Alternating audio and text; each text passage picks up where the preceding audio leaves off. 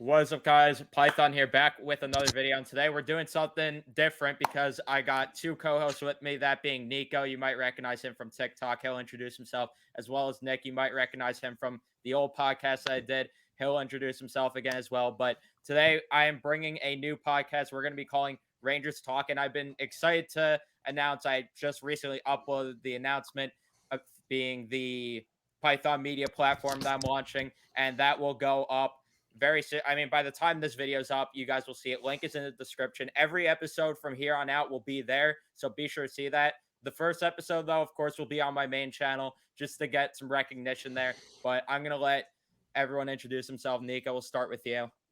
Hey everyone, my name is Nico, also known as That Sports Mania on Twitter, Instagram, and of course TikTok, where I'm most Famous. known, I would say, I guess.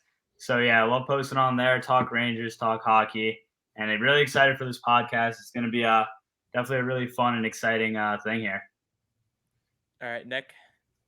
So guys, I'm Nick. I'm Rangers Town on Instagram. Probably don't want to follow me, but if you want to see my controversial, I guess like Instagram replies or comments, go ahead. But yeah, I'm excited for this podcast. And I'm looking forward to it. Can't wait. Yeah, and we're honestly not even going to just waste any time. We're just going to jump into it, talk Rangers like we're going to do here for every episode. So, where do we start even? Because there's a lot to talk about, even though the offseason is here. But we're only 10 days away from free agency at this point. And I think a good place to start is let's just dive into the elephant in the room, the number 2 center. So I want to hear from you guys. Who do you want as who's number 1 on your list at second line center? All right, so I guess I'll start off. For me, at the top of my list, I mean, probably at the top of a lot of Rangers fans' list as well, is not Kadri. He's going to be obviously really expensive and will be tough to get. Just want to say, just cut out there, but yeah, I think Yeah, he you're cutting won the out like Stanley Cup, crazy. of course. This year had an unreal year, so it's going to be tough. Wait, can you guys hear me? Yeah, that Oh. it got part of that. All right. Yeah, but as I was saying, Stanley Cup champion. He had an unreal year, best year of his career. So I mean, it's going to be a tough price to get him at, and it's going to be tough to fit under the cap. But I think Chris Jury will know. He knows what he's doing. He's gonna, if he gets him, he obviously has a plan. So I mean, hey, I would love to get my hands on him, but it's going to be tough. Nick, what about you?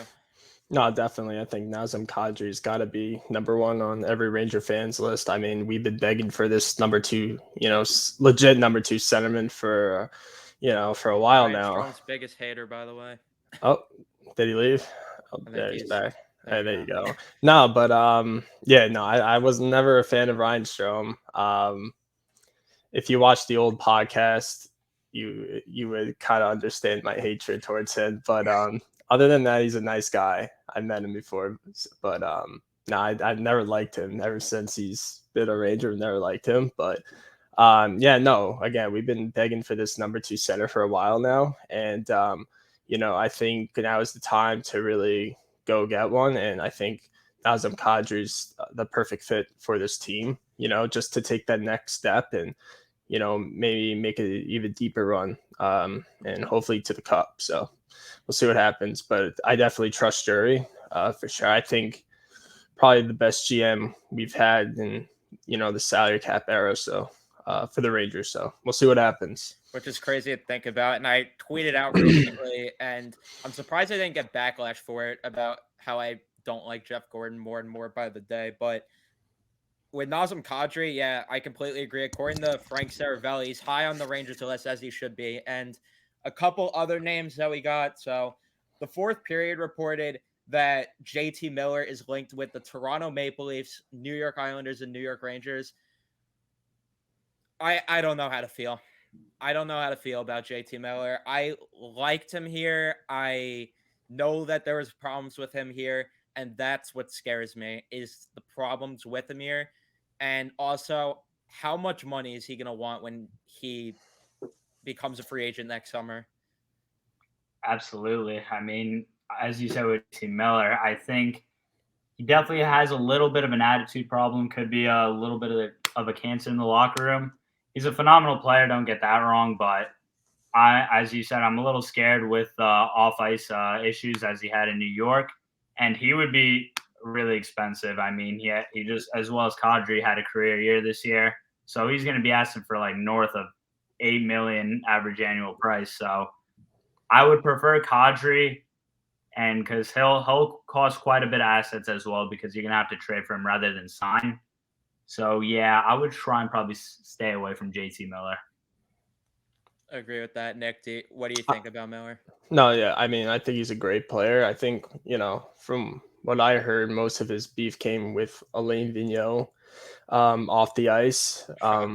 Yeah, right. He has an attitude problem for sure. So, I mean, anyone that has like a locker room cancer, I mean, I don't know too much about JT Miller off the ice, obviously, but I mean, just, assuming that he is a locker room cancer, just even a little bit, hurts the rest of the team. But even if he is a free agent or was a free agent this summer, I'd still pick Kadri over Miller, just simply because of the fact that Kadri just won a Stanley Cup, and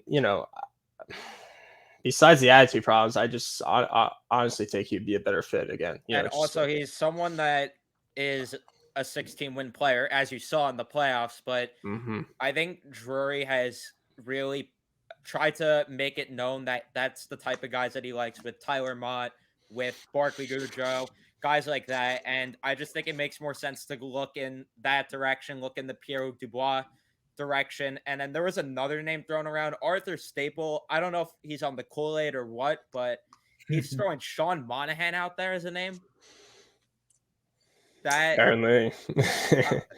I don't know what to think about that, honestly. Yeah, it's a name we've heard like last year too, like Sean Monahan. He was on the trade market, linked to the Rangers, but just never got done as well. But again, being tossed around the name.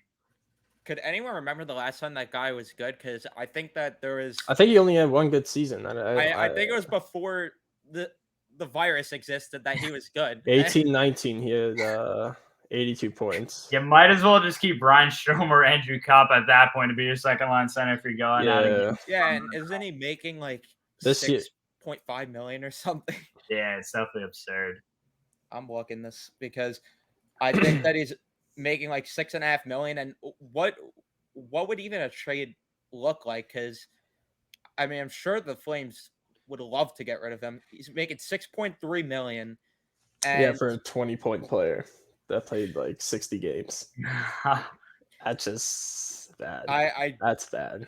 I don't know what Arthur Staple is on, but he's going a bit wild this offseason. And I don't want to, already start trouble here with bashing reporters, but what was the other report that he dropped recently that got Ranger fans pissed? Oh yeah, the Panarin report. Yeah, I don't know what Arthur Staple's on. I don't know if he's begging for attention since this is like his first year with the Rangers here, but absolutely. I never liked Arthur Staple when he was with the Islanders, and Islander fans were going crazy with certain reports. Like, I'm pretty sure he was the one that threw the Mitch Marner offer sheet report out, and I'm like, you need to slow it down. It's not happening. Arthur Staple's reporting. Relax. I wouldn't trust a word from that guy, and I'm not gonna fall for the Sean Monahan thing unless any other reports come from it. But if Sean Monahan's a second line center this next season, then I mean, we might as well just keep Brian Strome or Andrew Copp. Might as well just put Heat on the second line. Or that'd probably be better. Bring David Desharnais back at that point. I gotta be honest. Oh, goodness. David Desharnais, second line legend. But he played first line for a little bit. When he first came, Alain Vigneault had like this obsession with him. I just remember him starting on like the first line with Rick Nash or something like that.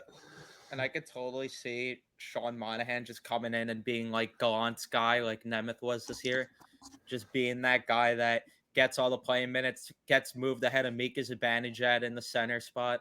Yeah, for real. But with Pierre Dubois, obviously some feathers were ruffled there when Kako's name was thrown in the mix. How are you guys feeling with Kako? Because I need more opinions here because I'm getting blamed nonstop for wanting Kako traded. Yeah, I mean, I agree with you. We're probably in the minority for sure about not minding a Capo Kako trade because there is a lot of people in the Rangers fan base that loves the guy.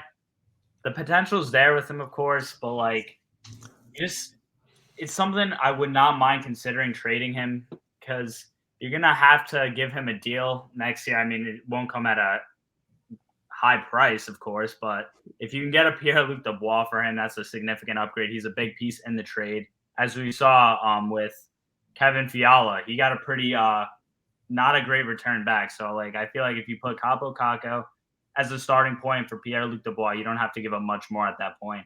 So if I'm Chris Drury, I would probably try and pull the trigger on that deal.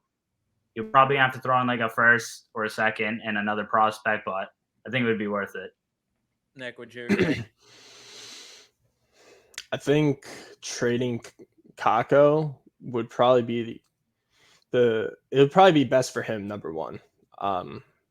I think he's not gonna reach his potential with the Rangers just being on like the middle six or bottom six, whatever, playing third, fourth line minutes. And I mean, if I'm Chris Drury, I'm not only looking to trade him to Winnipeg for Dubois, but I'm looking at other teams as well. It's got to be the right package because, if you trade him to a team that's kind of rebuilding, retooling, maybe he'll get his minutes there. So if you get some, I don't know, maybe a couple established guys in return, that could work as well. It's got to be the right package. And I think it makes sense to trade him at this point. I don't think he's going to get much better with the Rangers personally. Yeah, I completely agree. And obviously I hope I'm wrong if he stays, but I just think it makes sense to move on from him at this point. Just you have an opportunity. Just I can't stress it enough. I beat it like a dead horse. You need a strong 1-2 down the middle to win in this league. And if you have an opportunity to move Kako to get a guy like that, you do it. Although now I'm seeing, and then on Twitter, just that person that said they wouldn't move Kako for Connor McDavid. Are we for real right now?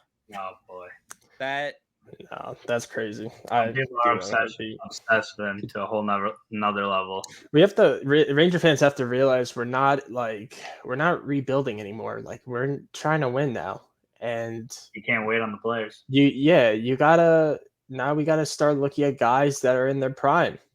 We got to start looking at guys that can come in and make an impact right away, play their role effectively.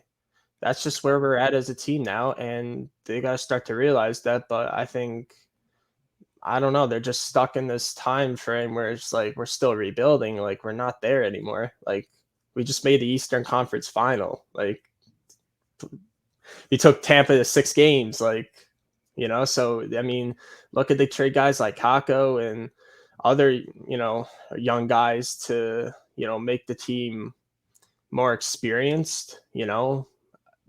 More mature, these things happen. Perfect example you could look at is a team like Tampa Bay when they did trade for JT Miller and Ryan McDonough, for example. They were willing to move Brett Howden at the time. He was a highly regarded prospect to a degree. Vlad Nemestikov was on the roster. He was a younger guy who it looked like maybe he had a future and some upside in the NHL, but never really worked out. Libor Hajek was a prospect, and then they moved picks. You gotta at some point just be able to let go of some of these younger guys and just get clear-cut upgrades. And to me, my argument with Pierre-Luc Dubois, I thought was fair personally, but I still got flamed. So I actually want to bring it up, the comment that I got. So I was talking about how Pierre-Luc Dubois is a clear upgrade over Ryan Strome, and I thought I'm thinking because he's only 24, I think, Pierre-Luc Dubois, he still has so much potential. Everyone likes to talk about Kako having so much potential. Well, Pierre-Luc Dubois still has plenty of room to grow. He's already a 60-point guy, played with Panarin before, and Panarin's a different player when he did play with Panarin. and someone was arguing with me saying, well, Ryan Strome had more points than Pierre-Luc Dubois.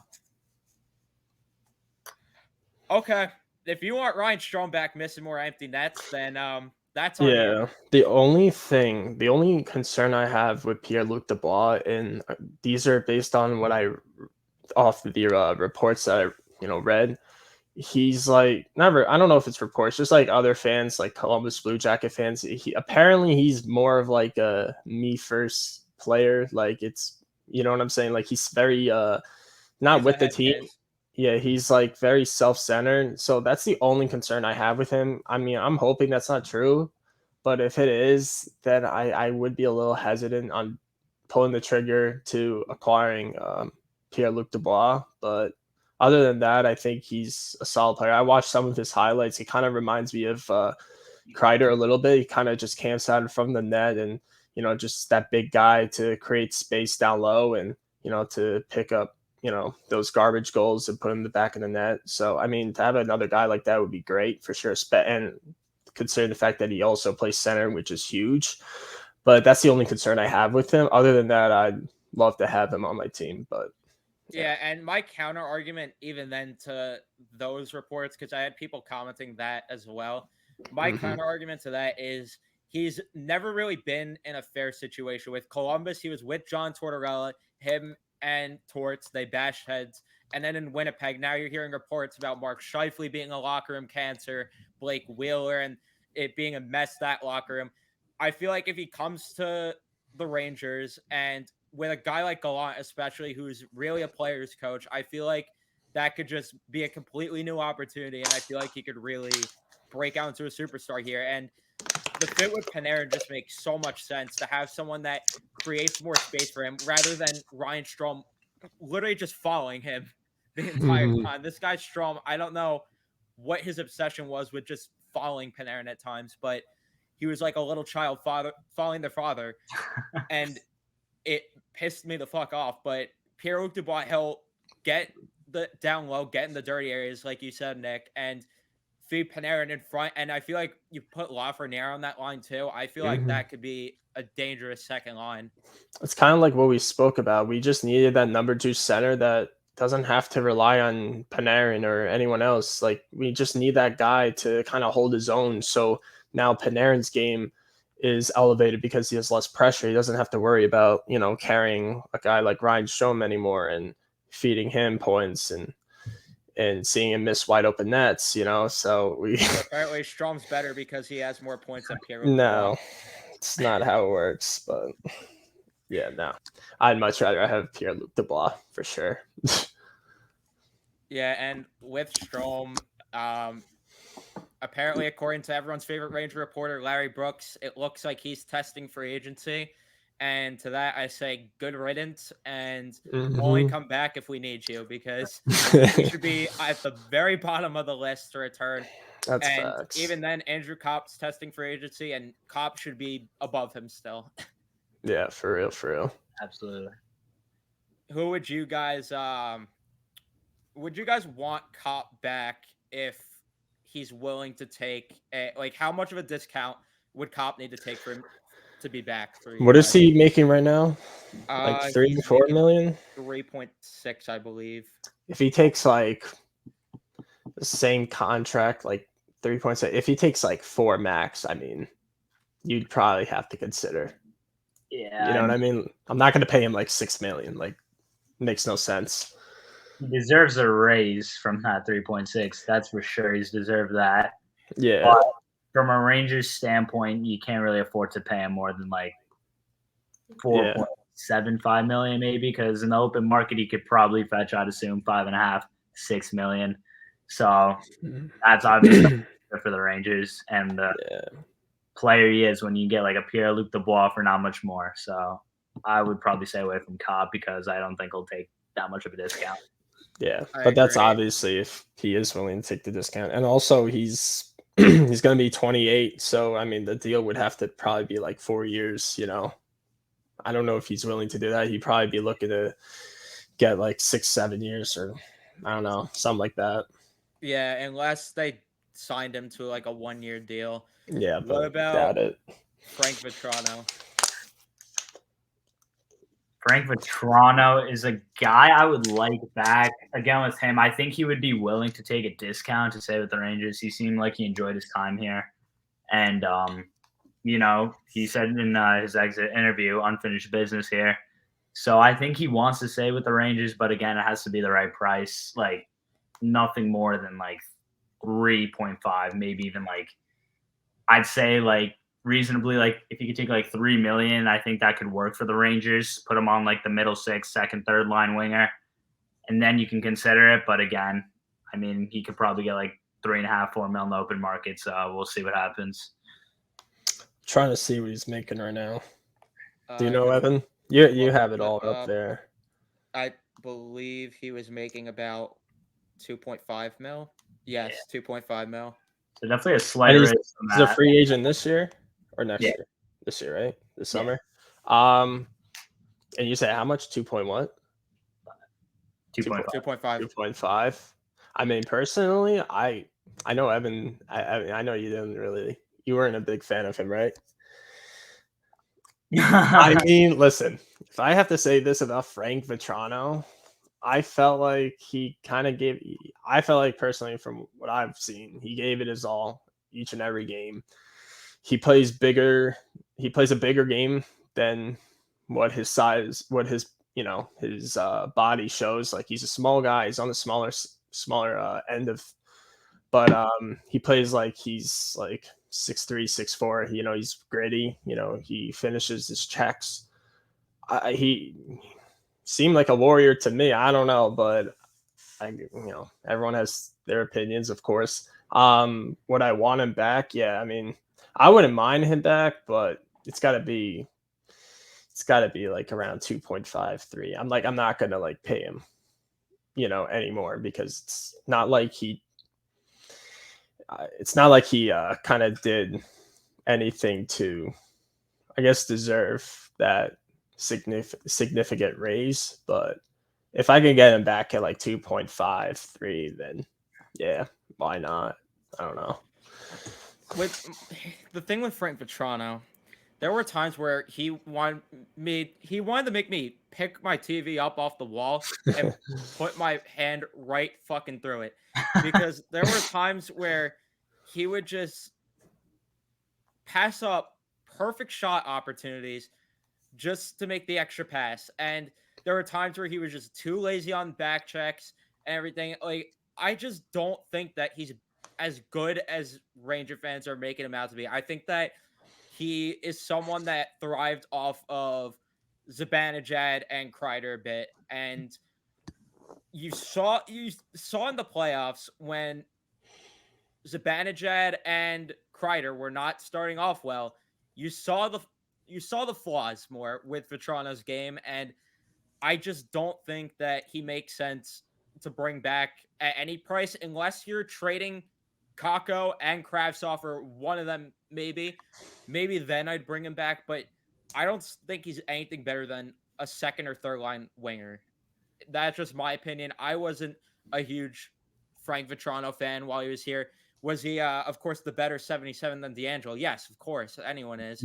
But I didn't like Frank Vetrano that much, personally. Just way too many times where he just pissed me off. Yeah, no, I personally didn't mind him as a player, but that was kind of like me hating on Ryan Strome like a year or two ago, and then you absolutely loved him.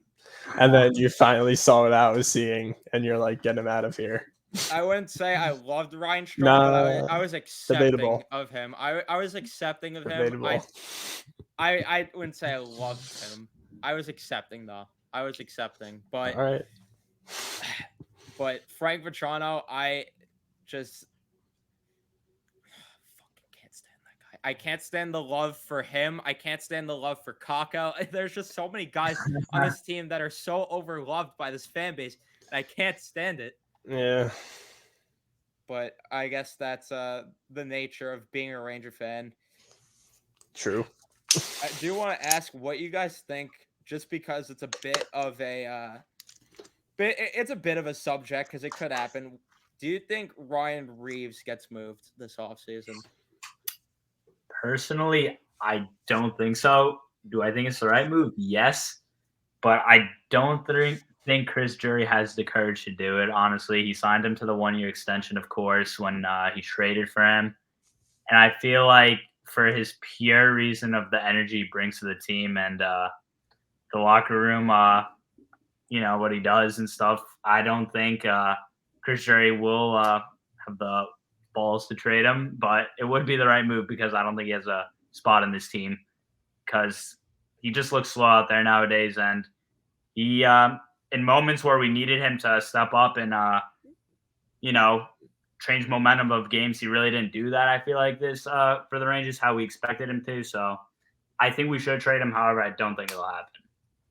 Yeah, I agree. I think it's a possibility, but I don't think it'll happen. Basically, what he It's said. unfortunate that this league is stubborn with the cap because the cap was supposed to be at like over 90 million this summer. And how great would that Jacob Trouba contract to look if the cap was around 90 million right now? Only if we were able to get rid of him. I can't stand Trouba. We could do an entire podcast about how much we hate Jacob Trouba because Thanks, Jeff Gordon. Yeah, no disrespect to him if he's watching it, but I mean, buddy, I mean, a lot of times you are a traffic cone. So. I kind of do want to actually do a little segment here talking about Jeff Gordon because I want to talk about his track record and how he wasn't that impressive as a GM as we thought during his time here. Would you guys agree with that, or do you guys think I'm overreacting there? I have mixed opinions with him. He obviously pulled off 2 really good trades. Obviously, the highway robbery of getting Mika Zibanejad for Derek Brassard. And at the time, Ryan Spooner for Ryan Strome was a pretty damn good trade. But now here, doesn't look as pretty, I guess. But he gave out questionable contracts. The McDonough and Miller trade to Tampa was a bad one. Yeah, I mean, giving Trouba the 8x8. Kreider, I mean, yeah, he kind of lived up to his contract this year. It's going to be a tough season for him to repeat what he did, though, but I think it's a reasonable contract at this point. But, yeah, I'm on the fence about Jeff Gordon for sure. I mean, a counter argument I can make to the Spooner for Strome trade is, one, that was a trade where I think Jeff Gordon was kind of just taking a flyer on a guy that was struggling in another scenario where you had Spooner who needed a change of scenery. You had Strome, hey, let's just make a swap here. So it was kind of just like a fuck it, let's just do this move. So I don't really know if Gordon intended for that. And my other counter argument is this Ryan Strome, this guy Strome has potentially set us back a bit, considering the fact that we've delayed getting a legit second line center for God knows how long now because of the Ryan Strome trade. Yeah. No, I mean, I agree with Nico. I think I have mixed opinions with Gordon. I think he's made some great moves, and I also think he's made some questionable moves. Yeah, no, it's just mixed opinions with him. Nothing really. I wouldn't even I guess he would be a solid GM at most, or that's well, let's it. figure that out. Let's play good or bad signing here. Let's start with the most expensive contract he gave out, which of course is Panarin, 7 years, $11.6 million. Good or bad contract, Nico? Considering he's the second highest paid player in the NHL, I don't think he deserves to be that high up there. At the time, it was, he was a spectacular player. Let me say this. Let me just cut you off for a second. Yeah. In 1920 season, he was about to hit well over 100 points until COVID-19 hit. So I mean, at the time, yes, but now it's questionable. Go ahead. It's looking a bit of an overpay, but it's not one of his worst. That's for sure. Yeah, no, definitely. Nick, no, right. Basically, what I said. At the his first year, it looked like he was worth every single penny. Now it's like I don't think so. I probably like a 9 million guy, 9.5 million guy. As crazy as that sounds to some Ranger fans, it's true, because that 11.5 or however much he's making, that's like Austin Matthews money, McKinnon money, and As much as I hate to admit it, he's not at that level. The other point that I could really make with that contract is the fact that that is what they had to give him to push the contract over the edge, because the Rangers wanted to give him $11 million, but he used the Islanders as leverage, which is still funny to this day. And then he got the extra $600K here. Next, I don't think we even need to spend much time on this. Jacob Trouba, good or bad, Nick? I think it's a fantastic deal. I think that was a terrible deal. Terrible. Nico? What he said. Not more explanation needed. Yeah, all I'll say is you bet against yourself on your own RFA, Jeff. Good job. Yeah, for real. Kevin Shattenkirk, 4 years, $6.6 million. Nick, good or bad? At the time, I do remember thinking it was a decent move.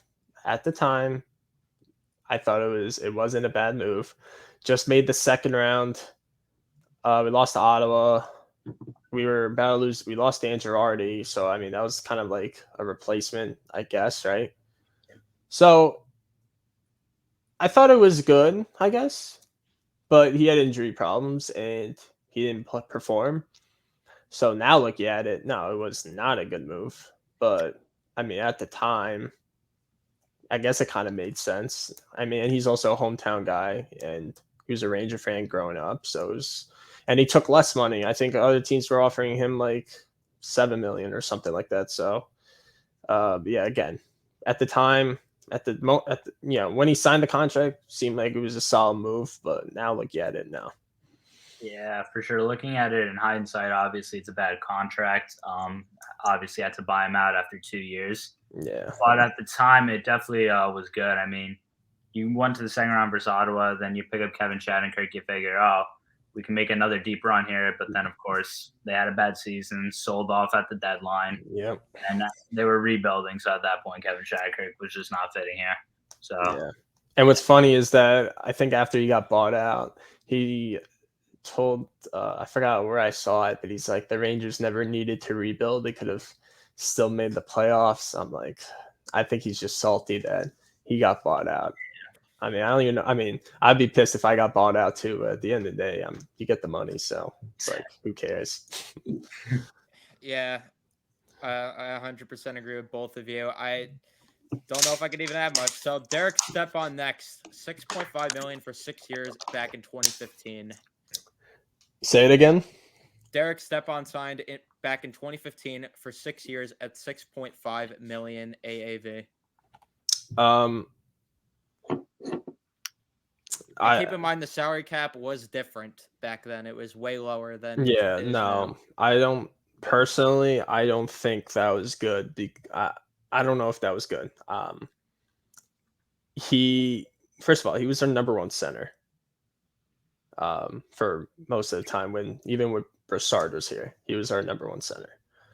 And I feel like after 15, he started to really regress, and it really showed in the 16-17 season when he had like that long streak where he didn't score. I know for a fact he didn't score a goal for a long time in that season. I don't even know, maybe even a point, but and he was probably like in his late 20s at the times too, right? Evan, did it say how old he was when he signed that contract? He had to have been like. It doesn't say it, but I could do a bit of a quick math here. Just keep probably while I do that. 6 point. I don't know. Yeah, again, 6 point. No, I'm gonna say now. No, yeah, I don't think like it was mid-20s there. Mid-20s. So for a number one center too. I mean, no, I didn't like the move. I didn't think that was a good move. I'm gonna say that. I agree. With Nick there. I mean, obviously, he had his great moment, 2015, second round of the playoffs against Washington. Yeah. Moving us on to the Eastern Conference Finals, got the pretty hefty contract, but. And he only had like a 50 point. Like, how many points did he have? Like 50 something only? Yeah, he was only like a 50-point guy pretty much his entire and he was time here. Yeah, and he was our number one center during Alain Vigneault. Even in the 14 playoffs, he was with Rick Nash in St. Louis, I believe. This And man Richards got is blue on. balls trying to get to 60 points in a season. My God, he was close so much. 57, 55, 53, 55. Wow.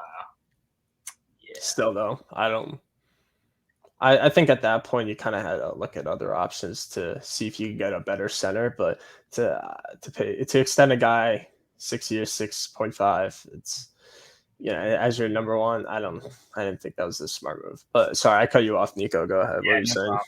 But yeah, and then a couple of years later is when we traded him. At the time, it was a good trade getting Tony DeAngelo, who had a couple good years here in New York, and yeah, we know where that went. But yeah, looking at it generally, it was probably a pretty bad signing. Yeah, completely agree with both I of mean, you there. if we were trying to, I feel like Gordon after the 17 season, after we lost to Ottawa, I feel like he wanted to. He already had the idea of rebuild. Like it's not like he went into the we were trying to make the playoffs by signing Desharnais and then in the 17-18 season there was no way like midway through like they just like said all right, we're just gonna tear it apart. I feel like he kind of had the idea, all right, it probably could be this year. We'll try to we'll sign a couple experienced guys like Desharnais, Paul Carey, but at the same time we have to kind of get younger, so let's just trade Stepan. And I know he didn't want to trade Ronto, but the Coyotes said if they wanted the deal to get done, Ronto would have to be in the package, so he dipped as well. So and probably even back with Zibanejad, they just want to get younger. So I mean, I think Gordon was trying to rebuild. I think maybe retool at that time in hopes that they could try to contend a bit. But yeah, I mean, yeah, I guess that's true. Shattenkirk signed during that time, so I mean, listen, I think I was wrong by saying that actually.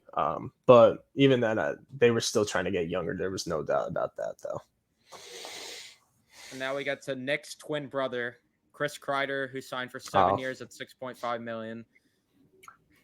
I mean, I was not a fan of the contract before the season started, but with the year Chris Kreider had, potentially becoming the captain, the future captain of the team now, I think it's a good deal. I mean, he just put up 50-plus goals. Is he going to repeat that? No. But, if you can give me like 40 goals for another 2-3 seasons, that's good. I mean, the contract's probably going to look bad in like year 5, 6. But, hey, I think it's right now looking like a nice contract. Well, hopefully by then the cap goes up. But, Nick, what do you think? This is your boy right here, so... I'm a homer. I am a Chris Kreider homer, so I mean everything I say is going to be all positive. When he signed the deal, I was ecstatic. I was like, great move, Gordon. Don't give a fuck. Pay the man. Like, he's our captain now. Like, I was all for it. I don't care what anyone says. Great deal. Next we get into probably Gordon's best contract here.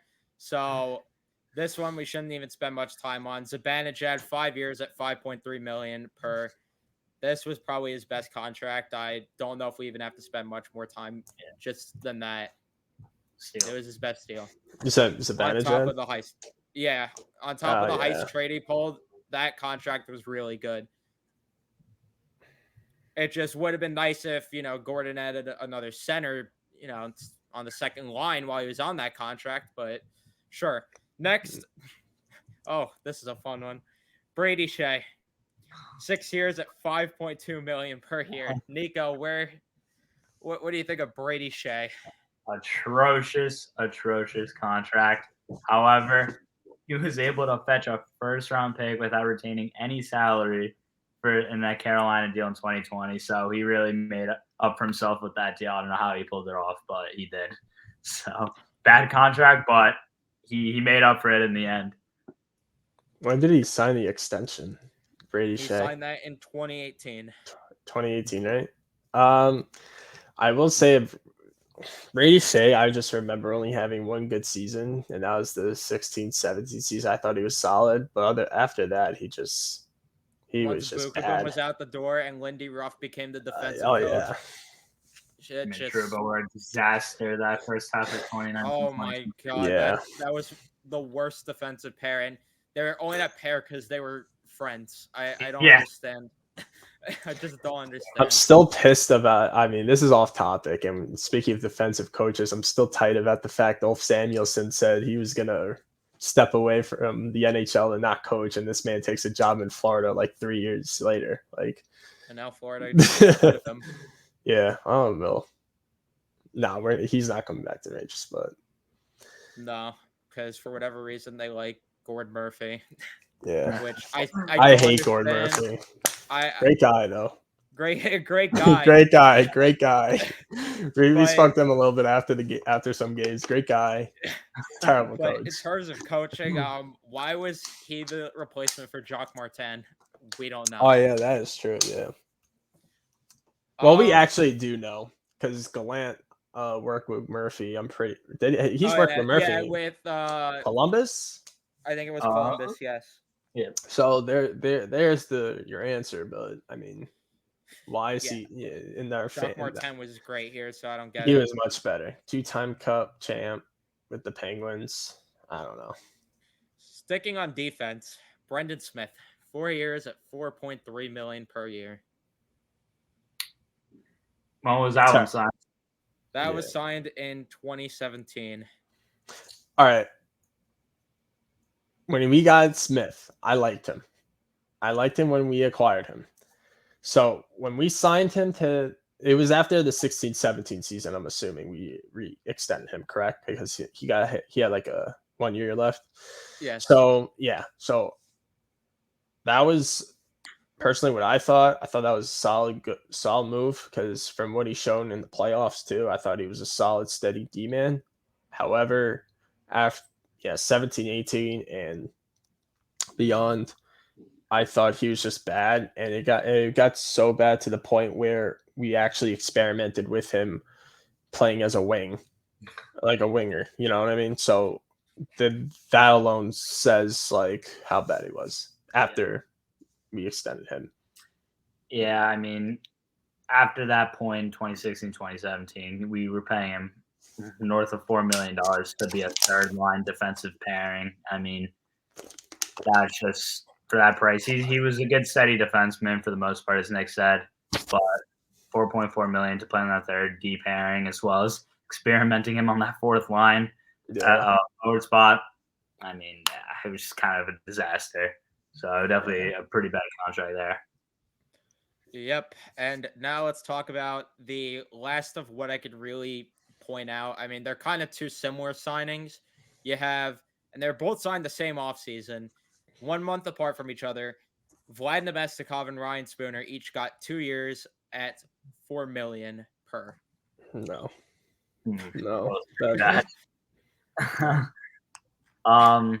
Starting with Nemestikov, I mean, you got him, of course, in the McDonough Miller deal, and he was a good piece in that deal, like the main piece we thought. He was a regular for Tampa Bay, had a lot of potential, but again, just didn't work in New York. I was kind of stunned when he got traded. It was just a random day. Where did he go? Ottawa, was it? Yes, like, at first for Nick Ebert and a fourth. Yes. Yeah, so I love Nick Ebert, bro. Another bad trade, but he got him off the books. So you know what? No, I ain't gonna cap. Since the deal was so big with the McDonough and Miller deal, and we got Nemestikov back, I'll be honest, I didn't know much about him. All I heard was that he was lighting it up with like Stamkos and Kucherov. So, I mean, when he came over, I was like, all right, so he did decent with Tampa. So I'm like, all right, this guy can't be bad. And I just remember he scored in his first game.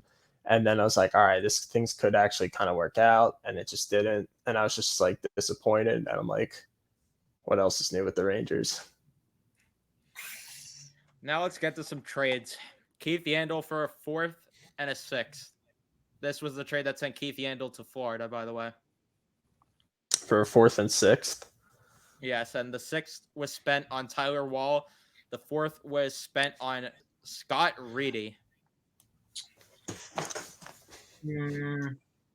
I mean, you got Tyler Wall. WL or Ty? I'll go Ty. Yeah, I was gonna say Ty too. I mean, you got Tyler Wall, but I mean, if you're gonna get draft picks in return, it's just like you just gotta hit. You gotta hit on them, or else the deal is a bust. You know what I mean? So, Agree. but yeah, Ty. Nick Holden coming into the Rangers and going out a 4th-round pick to Colorado. I don't know what it was with getting guys in the 16-17 season, but I thought Holden wasn't even like bad. I really did not think he was that bad with his first year here, honestly. He's kind of like I had the same opinion with him, with him as like Brendan Smith. After that, I just didn't like him. I don't know. I don't know if it's because Buka Boom was out and Lindy Ruff came in or what it was, but I didn't think it was bad. Just what was the trade again? It was a 4th-round pick going to Colorado. Nick Holden came in return, and that pick was spent on a goalie. It's a name that I cannot pronounce, but all I know is that he is currently not signed by any NHL teams. We sent Holden for a 4th, you're saying? Yes. Yeah. I will consider that a W. Yeah, no, that's a W deal for sure, especially after the way he's played after, the 17 season. Yeah, definitely. I agree. Fine deal there. Zibanejad trade, we'll just say it's a W and move on. We don't have to spend much time. Yep. Are you kidding me, bro? I love it. I know. Kidding. Go ahead. Florida Panthers get Dylan McIlrath. Rangers get Steven Kampfer and a 7th-round pick. Such an L. Like, I mean, Dylan McIlrath. No, I'm messing. I gotta stop. No, McIlrath just never worked out. That draft pick from the start was bad. And Steven Kampfer. And who else did we get? A 7th-round pick. I just consider that a tie. I don't think that's a W or L. Yeah. It's just a tie. Not much of an affecting deal. Yeah, no. Now we get into a bit of a sexier trade here. Derek Stepan and Antti Ranta for Tony DeAngelo and the 7th overall pick. That became Elias Anderson. And I'm going to start with this one because I have a very strong opinion about this one. This trade is a gigantic L because if the reports are true that the Rangers had as high as they did on their list Elias Pettersson and Cale Makar at the draft, why were you not more aggressive at the draft to go up there and get a higher draft pick? Why did you settle for the 7th overall pick instead of going for one of those guys and then settling for Elias Anderson? To me, trade's a fat L just because of that circumstance alone. I will say this. I mean, I'm sure they negotiated deals with other teams to move up to get Makar or Pettersson, and I guess didn't work out. Maybe we could have given up an established player just to move up to get Makar or Pettersson. But going back to the trade, it's an L, but I will say it's like a low-key W at the same time, just because you're getting Ranta and Stepan off your cap, so it kind of clears up the cap a little bit. And you got Tony DeAngelo, I'm pretty sure, who was on a entry level deal at the time, if I'm not mistaken. So yep. You clear up some cap. So I mean, generally speaking, because we got DeAngelo and Anderson, yeah, it's an L, and especially we didn't move up, but it's a low key W just because you cleared up some cap. Other than that, it was an L. Yeah, definitely a tricky one there because it was looking good the first couple of years, and then Tony DeAngelo, what he did happened, and then Elias Anderson ended up being a total disaster. And what did you end up getting for Elias Anderson? 4th, was it? No, you got a 2nd that became Will Culley, which is nice. Oh yeah, so that was pretty good. But he's not Elias Pettersson. Yeah, exactly. Missing out on those two is definitely unfortunate, but yeah, I'm on the fence. That trade that caused a insane effect of moves because this trade probably is also the reason that we were able to get Kevin Shattenkirk at the end of the day. So yeah, that's true. Yeah, cleared the cap. We don't have to go through this trade because we got Ryan Sproul. That's automatically a W. Getting Peter Hollins, obviously a W. Getting Rob O'Gara is obviously a W. All right, this trade I can already say is a W. Rick Nash and 50% retained salary going to Boston. And in return, the Rangers got Matt Bolesky, Ryan Spooner, Ryan Lindgren, a first-round pick that the Rangers ended up trading because they moved out to get Keandre Miller, and then a 7th-round pick. Fat W. No, that was definitely a good move. Don't need to spend much time there. Yeah, no. This trade, Ryan Graves to Colorado, to the Rangers, Chris Bigras. Such a W. I mean, Chris Bigras, 100-point player on D, no idea who the hell this guy is, man. Big L. Yeah. Ryan Graves has shown to be a pretty damn good defenseman now with the Devils, right? Yeah, right? He's with the Devils. Yeah, I'm going to It's an Colorado. L. The Devils. Yeah, definitely a bad L there. And now we have Jeff Gordon's most famous trade. To Tampa Bay, Ryan McDonough and JT Miller. To the Rangers, Vlad Nemestikov, Brett Howden, Libor Hayek, a first-round pick that became Niels Lundqvist, and a second-round pick that became Carl Henriksen. So, yeah, I'll trade there for sure. Those 3 prospects, Nemestikov, Howden, and Hayek, were complete failures. The first-round pick where you got Niels Lundqvist, all right. I mean, he's not playing for the Rangers, and it doesn't look like he will be. But that's another guy that could be traded as well. Yeah, could use him as a trade chip. But yeah, overall, you could have got. I mean, at the time, it looked like a lot, but nothing panned out there, so it was a L. Yeah, that move just showed why Steve Yzerman is the best GM in the league. So something though to warn you, Tampa fans that are somehow pumped about moving Ryan McDonough. Whoever ends up trading McDonough away seems to be on the losing side of things in the trade. So, yep. Next, this I think that I will consider. I personally consider this one a W. Trading up to get Keandre Miller. Oh, definitely good move. Yeah. No question. Because I don't know what Bernard Docker has done with the Sens, but that is who the Sens drafted with the pick that we trade back. But definitely hasn't done as much as Keandre Miller. So Keandre Miller, I mean, he's a guy. I had my concerns with him in his first year. He wasn't great on the defensive end, I thought, but the second half of this season and what he did in the playoffs proved he's a really good defenseman in this league, and he'll get a pretty big contract at the end of the next season. He's really stepped up his game ever since he entered the league. Yeah, and even making that deep run to the conference final, I mean, not only benefited him, but other young guys as well. So I think next year, I think everyone, every young player takes a step up in their performance just by the experience that they got, these playoffs. So yeah, agree with that. And like I said, Bernard Docker has not done much in Ottawa, so you got the better guy. Yep. Yeah. Next, Ryan Strome for Ryan Spooner. For me personally, like I said, for my reasons earlier, I'm calling this an L just because of the fact that I really feel that this trade has set the franchise back in terms of what they could have done at the second line center. They had so much they could have done with it, but instead they decided to rock with Ryan Strome. You wasted so much cap space that you had available to you when Mika Zibanejad was on that cheap deal. Ryan Strome was only making $3 million at the time as well. I consider it an L personally, just given that circumstances when you break it down that way. If you give it that circumstance, then yeah, it's an L. But you could also look at it as if, like, Strome, we acquired Ryan Strome. He played with us for 3 or 4 more seasons, and then Ryan Spooner played with like Edmonton for 1 season. Yes, but the Rangers also retained some salary there.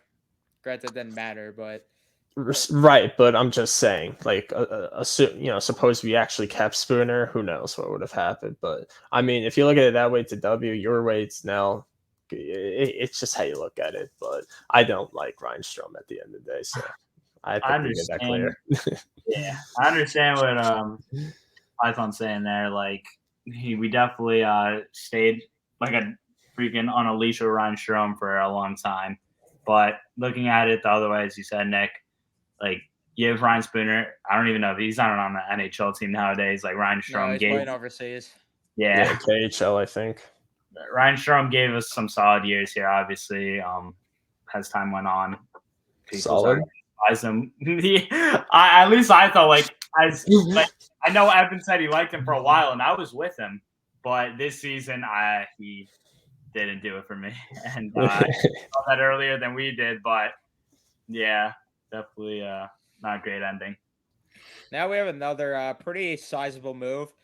Matt Zuccarello going to Dallas on 30% retained salary, and the Rangers in exchange got a second-round pick that was conditional. That would have became a first if Dallas made the conference finals.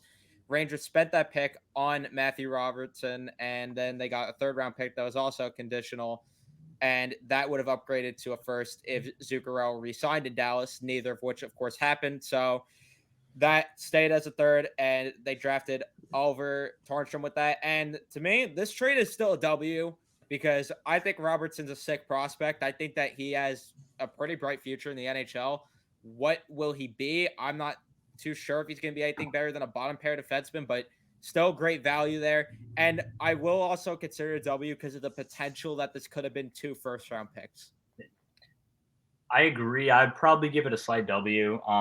It's disappointing you didn't come out with a first when they were both conditional. I remember watching that Game 7 Blues Stars overtime Game 7 in the winter.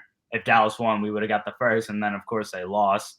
I was pretty upset because it didn't become a first. But as you said, the second became Matthew Robertson, who's shown to be a pretty good defensive prospect. So it's solid there. He got a third.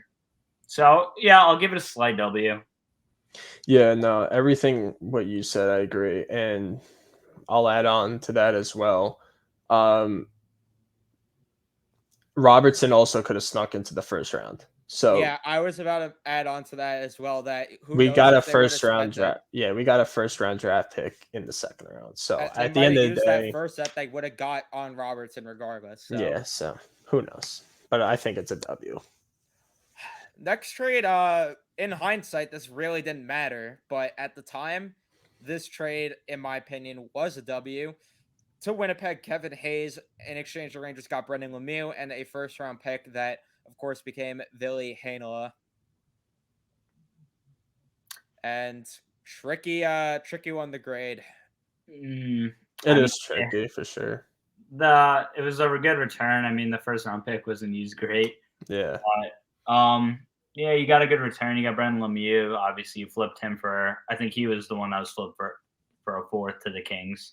I got him confused with Anderson, but yeah, at the time it looked good for us. But now I think, yeah, as you said, it doesn't really matter.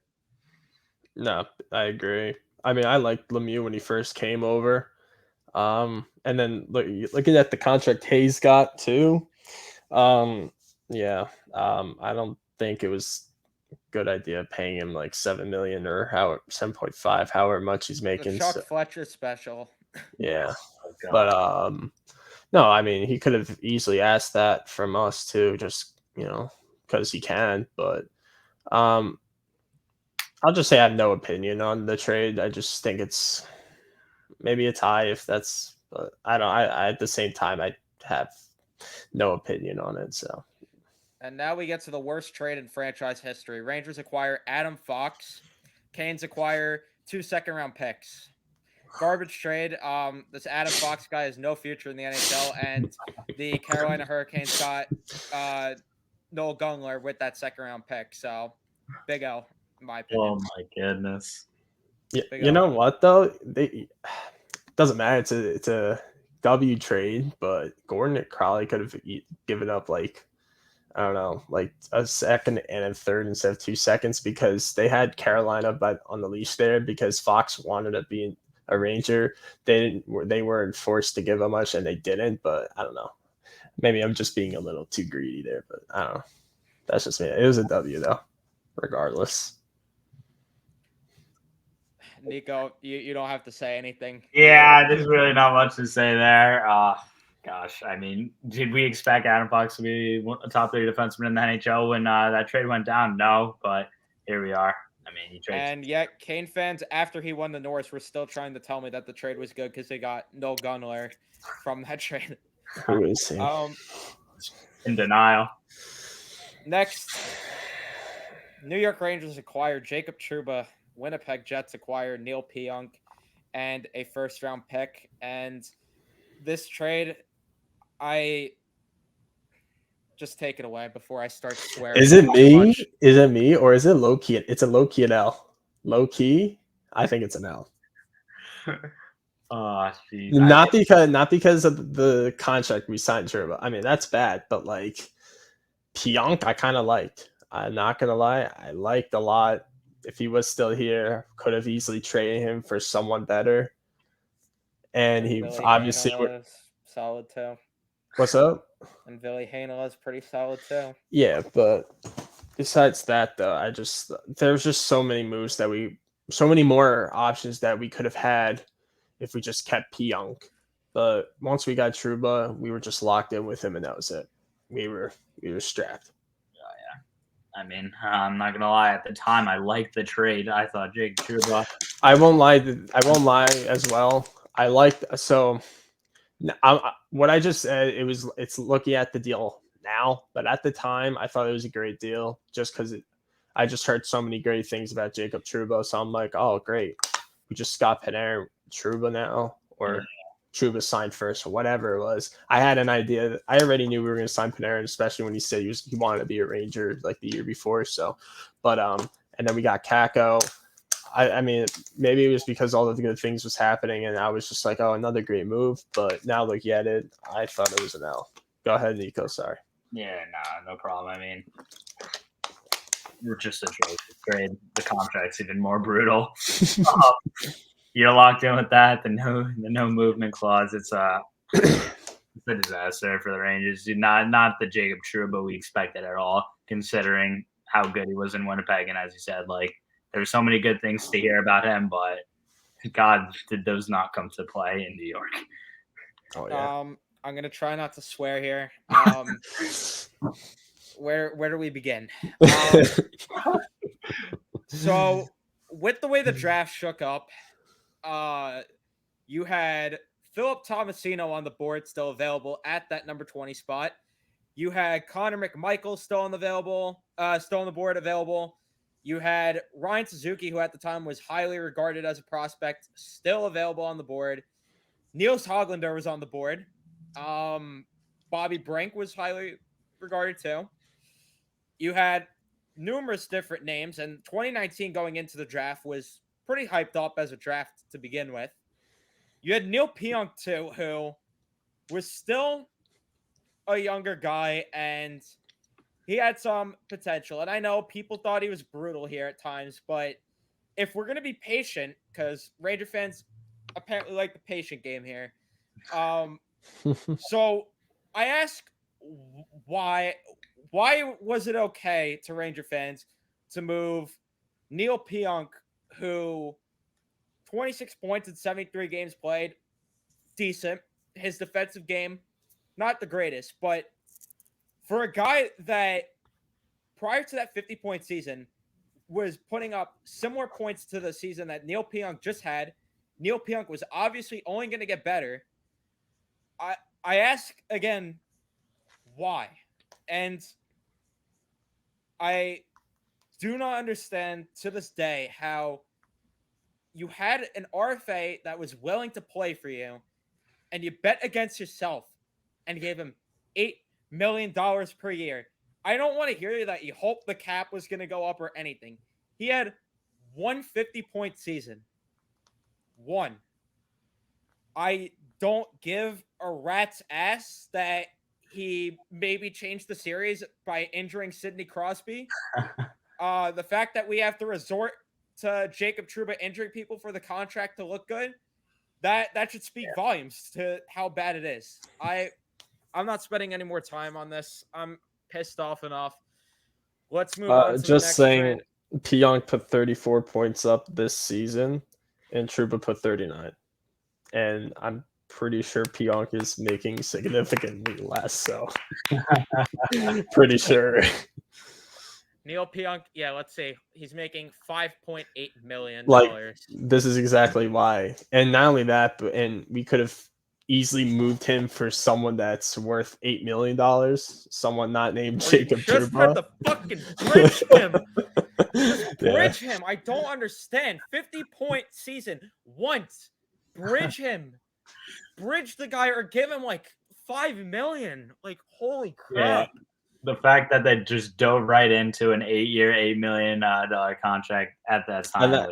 And that move was all Gordon. John Davidson's, according to John Davidson, that was all Gordon. So that's definitely I'd point the in finger the at Gordon column. too for that move.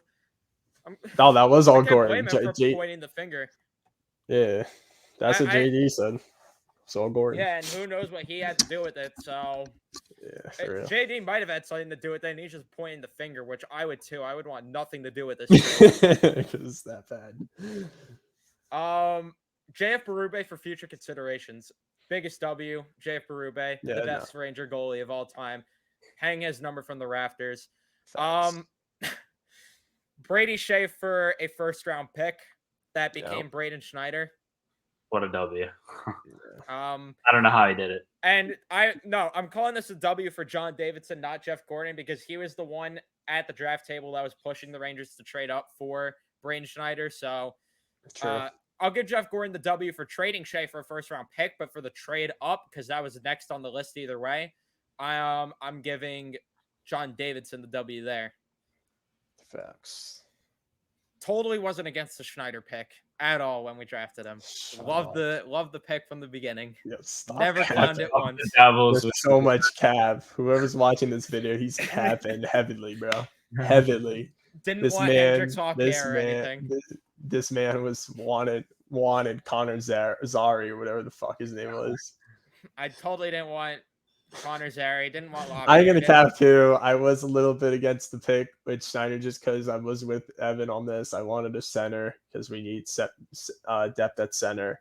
Now, Schneider just looks like a regular NHL player. Like he just stepped in and just looked like he's just been there before. It looked like he's just been in the league for like 5 years already. I think Schneider's. Suck it, LaPierre. You tried to think you were better on opening night. You thought.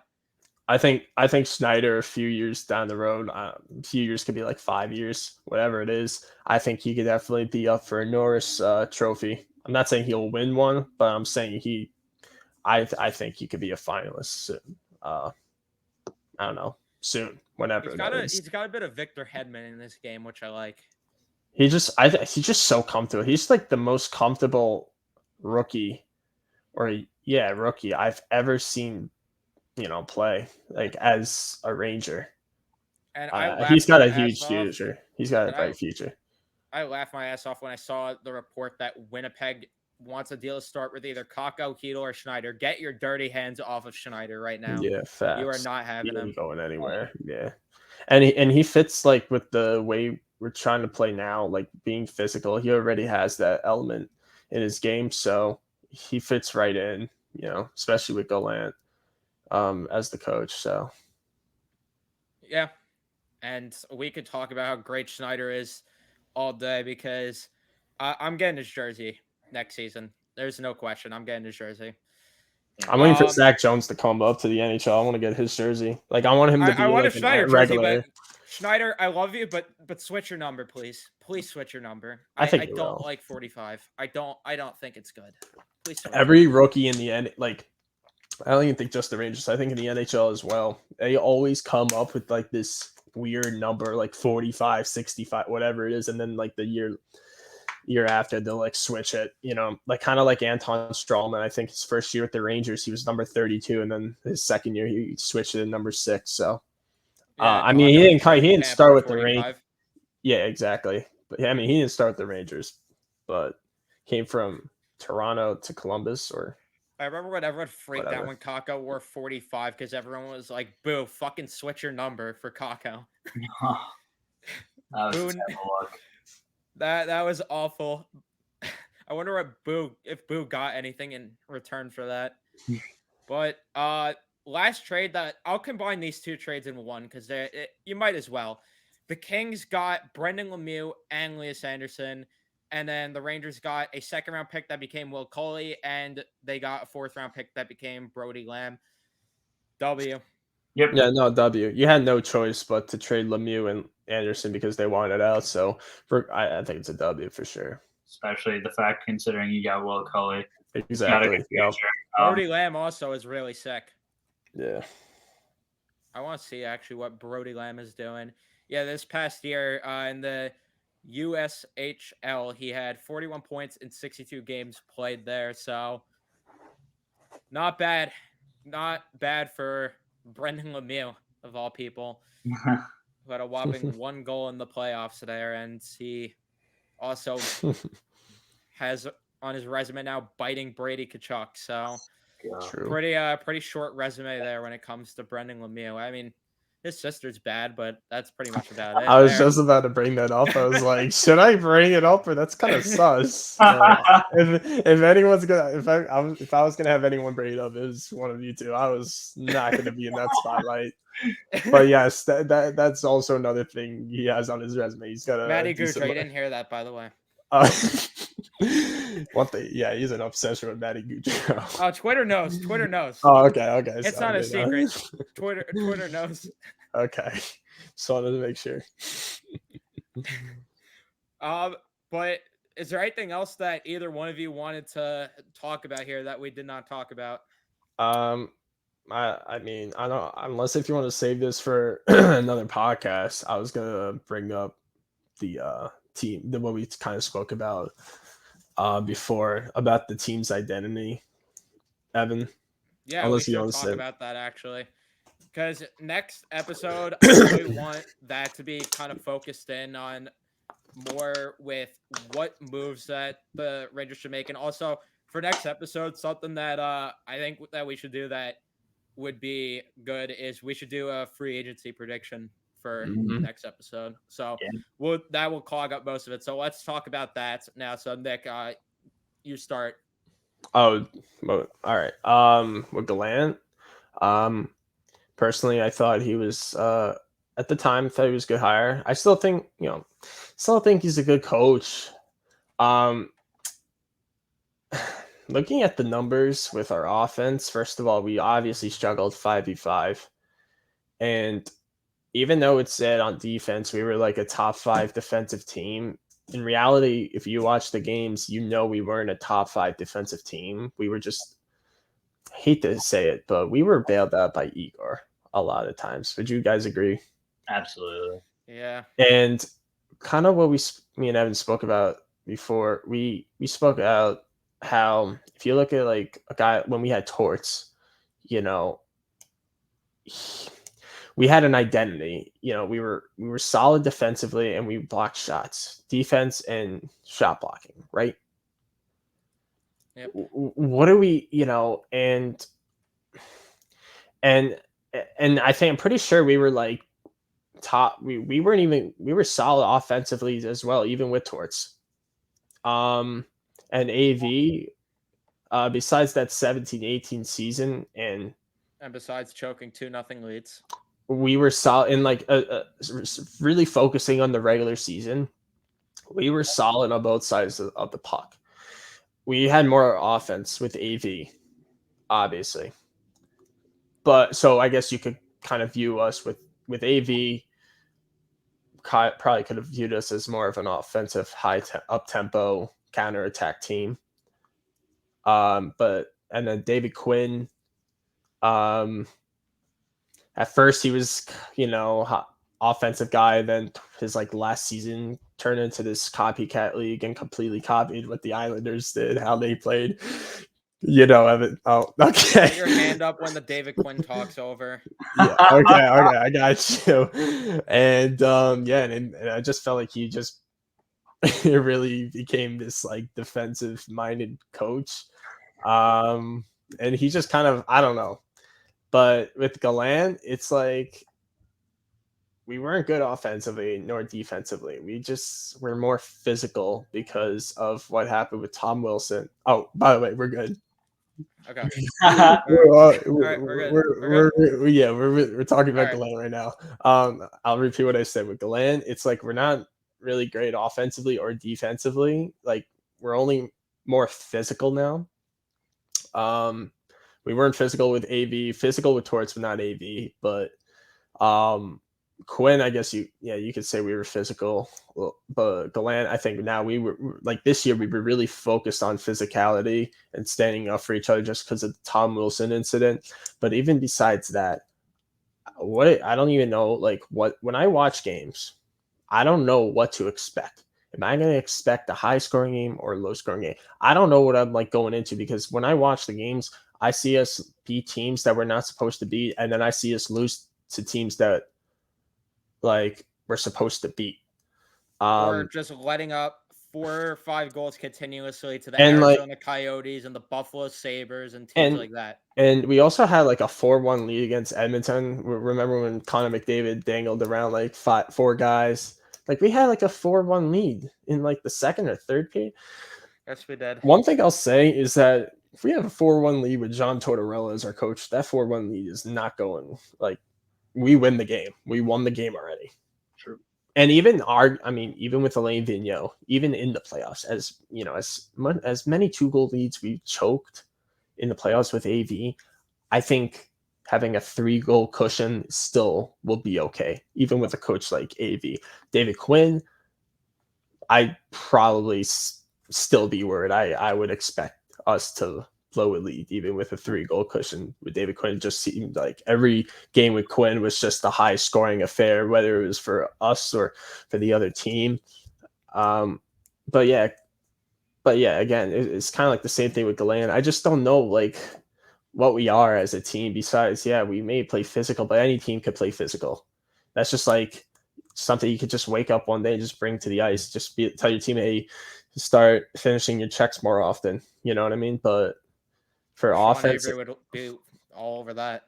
yeah. But for offense and defense, like I don't know what we are. We're not good offensively or defensively.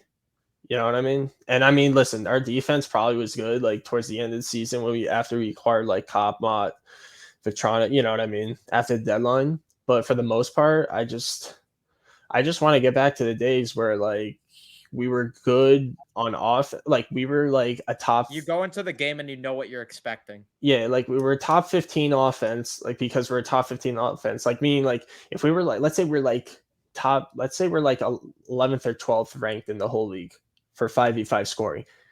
It's because we are 11th, 12th, in scoring. Like that's our honest ranking. It's not like any fluke. But and especially on defense, if we're a top 5 defensive team, I want to be a top 5 defensive team. I don't want to be a top 5 defensive team because of Igor. I want to be a top 5 defensive team because we know how to be stiff. We know how to cover the middle of the ice. We know how to force the play to the outside. I want to, I'm not saying we have to play conservative, but I want to be like a stiff hockey team on the defensive end. I want to be like, I want to be responsible on both sides of the puck. You know what I'm saying? I don't want to have to rely on Igor or anyone else, or having to cherry pick with David Quinn and when he first came and try to score Philip in net as much as possible. You just have to have that balance, and I don't think we've had that since most of the AV days, honestly. Yeah, and it's weird just because when you look at that Vegas team in their first season, it seemed like they had an identity, which is odd that Gallant just didn't bring that same identity to this team. And I don't know if it's because of the personnel and he thought a different way of playing would be better or what, but it's aggravating. Oh yeah, and also another point where we spoke about when we said like not knowing what we to expect out of this team when going into a game, what we mean by that is one game we're going to see the Rangers play very aggressive, hard forechecking style, 2 guys going in the deep trying to turn the puck over. Then the other game, the next game we'll just see them drop back into like a very passive 1-2-2 in the neutral zone. You know what I mean? So it's like, what are we doing? What are we like, you know what I mean? Like they were just so on and off. And that kind of reminded me of what David Quinn did. He was just very on and off, like especially towards the end of his days here in New York. You know what I mean? So I just don't know what to expect. And if you want to have an identity, you got to do what you got to stick to a system. I'm not saying you can't make adjustments to a system. everyone's going to make adjustments to one, but it's like for the most part, you kind of have to stick with what you like. Like if you're going to play offensive, like doesn't mean like you can play offensively. You also have to be responsible defensively, but you stick to like that game plan. Don't go into the next game and just be so passive. Like stick to it, try to perfect it, but try to be responsible defensively as well. But if you want to be very conservative, like the Islanders, for example, with Trotz, like I honestly rather just play like the Islanders instead of how we played with Quinn and even Gallant, honestly. Like at least they were able to perfect. As boring, I know it's And boring they hockey. established a system, and that is what Yeah, they played. You yeah. knew that, like the Islanders' identity, it was you're gonna be Every going out of game, your mind by defensive hockey, but that's just the way that they won games. and they were going at it every game practice, and they were perfecting the system every game. It's not like they were playing offensive. They were always trying to. It was always defense first. So I mean, like I just don't know what it is with Deland. I just want to have next season that system. What are we? Are we a high scoring team? Are we a low scoring team? Like could we, or like I just want to, at the very least, could we just get a balance? Like could we just get a balance at both? Like work on that. Don't work on the power play because the power play is fine. Just work on so I don't know. We just got to be good offensively and defensively. Like we just got to be better overall. I think Igor just bailed us out, and I don't think he does it next year as well. I'm not saying he's bad next year. I just don't think he can do It's it. impossible to replicate what he just did. There's just no way. Exactly. Yeah. You just can't rely on that because it's kind of like with Lundqvist, for example. In the beginning of the first half of the 13-14 season, he struggled. But he's known to be this great goalie. But they're gonna have times where they're struggling. And they got off to like a 2-7 start. I know they were adjusting to a new system, but and Hank eventually sharpened his game up a bit, but like you just can't expect them to be the goalies to be perfect all the time. You know what I mean? So they just got to be responsible on both sides of the puck. Like I mean, personally, what I prefer to see is kind of like just to be like, I'm not saying I don't personally what I want to see the Rangers be aggressive. I want to see them to be like a high scoring team, but I don't want them to sacrifice defense for offense, but I still want them to have that kind of like up tempo style of hockey. You know what I mean? If that makes sense. But I also want them to be responsible, kind of like with the Penguins and Sullivan. You know what I mean? Like they filled the net up. I mean, it didn't show in these playoffs, but if you go back to like their older teams, high scoring, but they're responsible like defensively. That's kind of like the hockey I personally would like to see. But if we have to be a defensive minded team and just defense first, then we go into offense. If we have to be that kind of team, I'd rather just be that kind of team instead of what we saw this past year. Yeah. Personally. Nico, was there something that you wanted to say? Yeah, I mean, I agree with all the points that Nick made. Like just more balance next year. Igor, like of course, as you said, how he's not going to replicate what he did this year. It's just damn near impossible. And for goalies, like it's just not a sustainable thing to like just be so consistent. Like there'll be times where I'll go into rough stretches, and you're just going to need to see that. You're going to need to see that good, consistent defense and hard forecheck. But yeah, hopefully Gallant develops more of a system for the team next year because every night it was a different thing. So hopefully we see more of a set thing and more just consistency from the Rangers overall. And I think that's part of and again, I think that's part of the reason why we never really got on long winning streaks is because we were always like switching up like the way we played. Like I mean, I don't know what it is, but we just got to figure it out and to get on like some, how we used to be. Like, I just remember seeing who we played, be like, oh yeah, we got this in the bag. We're getting this W. And, nowadays it's like, oh, we should win, but then we just like get blown out by like, some team in, the bottom half of the standings, like the Blue Jackets. Like, I'm pretty sure, we were up like 2-0 against them one game, and then we were just. That was the point that we were talking about when we were having this exact conversation. We were talking about how it was back in February where January, February, where they lost like 5-2 the Columbus Blue Jackets, and then they end up beating the Florida Panthers like 5-2 or something. Yeah, like yeah, exactly. Like the Rangers looked awful in the end of January, beginning of February, and it was like there's no way they're beating the Panthers, and then they win. they It just blow them out. it made Yeah, no sense. I think that a lot of that has to do with system for sure, but probably but I think we just establish something. Just come into training camp. It's just funny that Gallant said he's going to establish a system going into training camp, but it clearly did not like do much because we were not even good at 5v5. We were terrible. We were not good defensively. And some people say Gallant's a defensive-minded coach, but stats don't really, if you watch the games, exactly. It doesn't. We were just not good defensively. You watch the games, you see how many high scoring chances we gave up, and then Igor having to bail us out. I mean, if we had like Georgiev, we'd give up like 4 or 5 goals a game, probably. Honestly, my question though is this Gallant or is this Gordon Murphy and the players themselves just being absolutely atrocious? Because there were times where Jacob Trouba obviously got absolutely undressed. You have Patrick Nemeth on your team. So I mean, it makes me wonder. Yeah, it could be Gordon Murphy. You can't count Gordon Murphy and say this is all on Gallant at the same time. It could be Gordon Murphy as well, because if you go back to Alain Vigneault, we were solid defensively for the most part with AV, and then Boom came out, and then Lindy Ruff came in, who's more of like, as a head coach, he's known to be like this offensive-minded coach, sacrificing D for offense, and then look where our defense went. It just vanished. You know what I mean? So, I mean, it could definitely be the assistant coaches for sure as well. But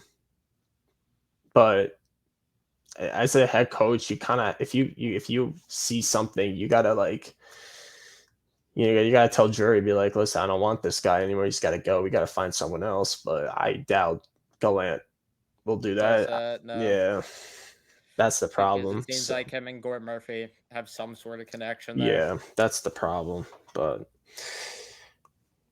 oh no, I mean, listen. Jury can easily come out tomorrow and say Gordon Murphy's gone. He's the GM at the end of the day, so he can easily come out and say that. Will Gallant be happy? No, because he never got permission or early notice on the decision. He could, but Jury can do that at the end. The problem is that you just again, Igor kind of masked that. And does management see it the way that we do, or do they see it as no, that we actually were good defensively and Igor was good as well? Yeah, no, I mean, you could say that the players were adjusting to the system, but it should not take 90% of the year. Yeah, it should not take at least 90% of the year to adjust. It should take at most like a month, maybe a month and a half. Maybe. That's just being generous. But it should not take almost a whole year to adjust to a damn system. Like, you've been playing hockey your whole life. You've been playing hockey long enough. It should not take that long. You've been growing up, you've been through, since juniors or college, you've been through systems, playing through other systems, So, I mean, I don't know. That's just what I think. I don't think it should take that long. But I think personally, if you ask me, I think it's the coaching staff. Something in there isn't right. Yeah, I agree with that. Nico, is there something you wanted to say? It looked like you wanted to talk there. Honestly, no. I mean, Nick's really just hitting all the nails on the head here.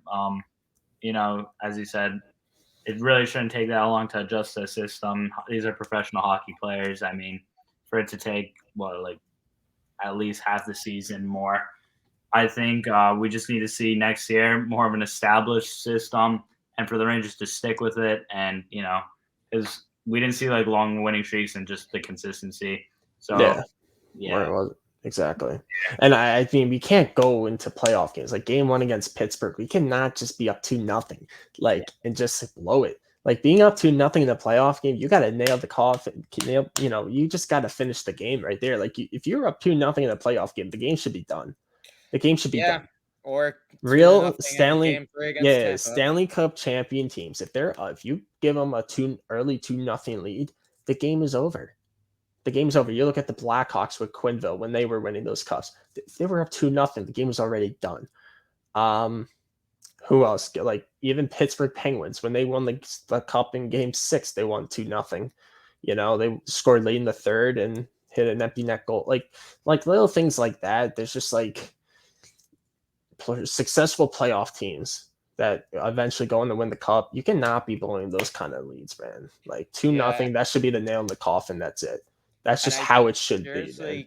I seriously, right off the top of my head, can't think of any games in the playoffs where the Rangers actually had the lead and just held it down. Yeah, it was always back and forth games, and it worked because they got to the conference finals, but you're not going to win 16 games in the playoffs that way. You're just not.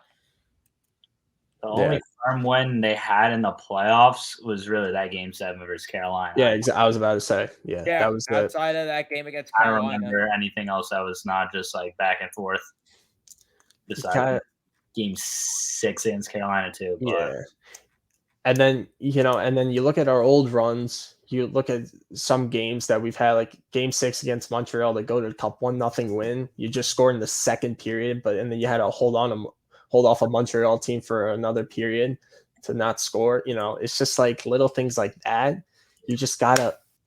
I don't know how to explain, but if you know I guess. If you know, you know. Same thing with Torts. You know, look at how when we had leads, just I don't know. We just got to get back to that. We just got to get back to that. Some of these series should have been wrapped up. Yeah, earlier on. They were. Exactly. Pittsburgh, we should have won Game 1 very easily, but no, we didn't. With Carolina, we should have won Game 1, didn't win that one, and with Tampa Bay, we should have won Game 3. So. I mean, listen, I'll say that if Torch was the coach in Game 3 against Tampa Bay, you know for sure Trouba is not playing next game. Or he was just getting benched after. Trouba would have got benched after he took one of those penalties. Yeah, facts. But you know what I mean. Yeah, 100%. And that 2-goal lead was saved at the end of the day, probably. I hate to bring up like the bullshit learning experience, but facts. Something for the Rangers to learn from. Actually, I mean, you know, they're still a young team and. This is their first run together, and they made the Eastern Conference Finals, which is a success. But hopefully next year they could just hang on to leads more, win calmly, and, you know, when you go up in games, just hold it and, you know, make it a comfortable victory for yourself. I said this to you, Evan, towards the end of the season. I even said this to you earlier on. I'm not sold with this team. Like, I just didn't think they were like what we had before. Like, I'm not saying, I know I keep referring to the past, but it's just like, I feel like you kind of have to make that comparison because at the same time, we were kind of like about to win the cup with our older runs. So it's like, this is a newer up and coming team. Like 2012.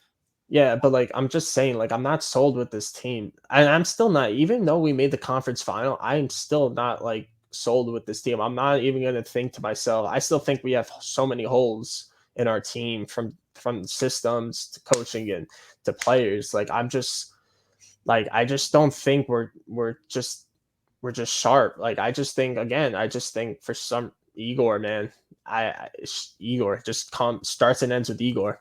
And I think we kind of fed off of Igor and that was it. But I feel like if you're going to win the cup, you cannot rely on your goalie. Just as a news flash, Darcy Kemper is a Stanley Cup champion. That's disgusting. And the fact that I'll just say he that. is not Henrik Lundqvist. Yeah, no, he is not Igor. He's not Vazzy. It's Darcy Kemper. So don't give me the excuse that you have to rely on your goalie. Oh, I mean, listen, you need at least a solid goalie in net if you're going to have a chance at the cup. There's no doubt. But Darcy Kemper is a Stanley Cup champion at the end of the day. So this is what I mean. Colorado didn't have to necessarily rely on their goalie. You just can't rely on your goalie in general if you're going to have a chance. You just got to be responsible both sides of the puck. You just got to play an experienced game, and that's it. But I guess the time will, like, as they get older, they'll get better at that. But I just thought the excuse with the experience thing has just gone. I just felt like that was BS. I just think it didn't matter. You're in the conference final. You were up 2-0 in the series, had 2-0 leading game 3. Like, you gotta just There for the taking. you just gotta finish the game there. Like, And you were up by 2 in Like- game 3. yeah, and yeah, I just said yeah, exactly. Like the And it was experience. a veteran that took the penalty. Yeah, exactly. Like the experience 3 of them. factor only. Yeah, exactly. The experience factor only came into play probably in the first round, like for the first like 3, maybe 4 games. But after that, it's like once you get your feet wet a little bit in the playoffs, it's like kind of just have to go from there. It's like there's no excuse after that. It's hockey. You know what the playoffs are like. You played at home, played on the road. Know what to expect. Not just play. But hopefully next year will be better, and kind of like what we spoke about. Hopefully they do, but if not, I don't think Gallant will be here for his whole Especially contract. since Trotz is on the market and might come back next year as a coach. I could totally see the Rangers making a move like that, honestly. Now, here's the real question. Do you see the Rangers making the conference final next year, at least? To me, it's right so now. tough Just right now. Yes. So Yes?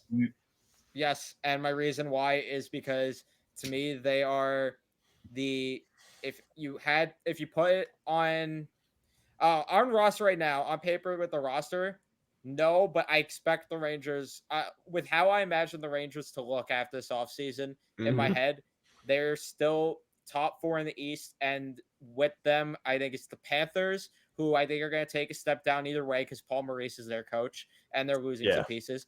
Yeah. Toronto, what's going to happen in goal with them? That's always a question for them. And then Carolina, they're going to lose a couple pieces with Niederreiter, Trocheck, guys like that. So assuming we make the right open. Yeah, assuming we make the right moves. As long as I definitely think we can make a deep run. As long as they get a legit second line center, yes. 100%. Also, if they fix their 5v5 score and be better and defensively, if Trouba could move to the third defensive pair, that'd be great. Yeah. But I just feel like it's not even just the roster. I just feel like it's the coaching too. I feel like it's just the coaching at the same time. Like I just feel like think, though, yeah. About the conference finals. Yeah, facts go. My thoughts, yeah. I think we will, as Evan said, what I'm envisioning the team to look like after this offseason, I think you get a good established second line center for the first time in a while. And I think they'll do it. Some other teams are going to take steps down in the East, so I think they're going to be able to get back to that point. I think it's possible. Again, if they make the right moves, but it's just the thought of if we played under maybe a little bit of a better system, like even in the playoffs, like this team probably could have finished Tampa, and like as crazy as this sounds, it could have possibly been 5 games. Yeah. And even if we, even if we just won that game 3, like, do we still lose 4 in a row, or do we actually? How do you take within like 15 minutes a interference penalty, a holding, and a tripping penalty? How do you do it? I don't understand. There's just so many. You're trying to lose the game at that point. Facts. And in the playoffs, you have to stay out of the box. Yeah. You have to. Most important. The more penalties you take, the more likely you're gonna not only get scored on, but lose too. Yeah. We are about an hour 40 into this, though. So Facts. I think that's where we'll wrap things up. This was a nice first episode. I think so.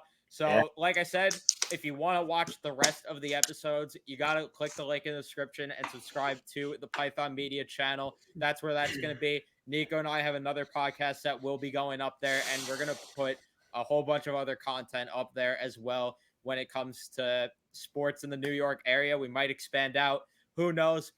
This is just the beginning of it, though. So, yeah, that's where I'm going to wrap things up. Nico, Nick, do you have anything else to say? Nope. Yeah, just I think this is a great first episode. Had a lot to talk about. And yeah, hopefully everyone out there enjoys it. Let's get success. Yeah, they better enjoy it. You watching, you better enjoy it. Or you listening, you better enjoy it. Leave a Especially like. if you're an hour 40 Leave a in. like. You're a real one if you're an hour 40 in. That's so. facts. I'm gonna punch you in the face if you don't like it. But yeah, do leave a like if you did make it this far, especially because you must have enjoyed it if you were willing to listen to the three of us for that long. But also subscribe if you guys are new, and then go over, like I said, subscribe to the Python Media channel, and you can find us on Spotify, Apple Podcasts, wherever you want to find your podcast. If you want to just listen to it instead of seeing all of our stupid faces, you could go ahead and do that.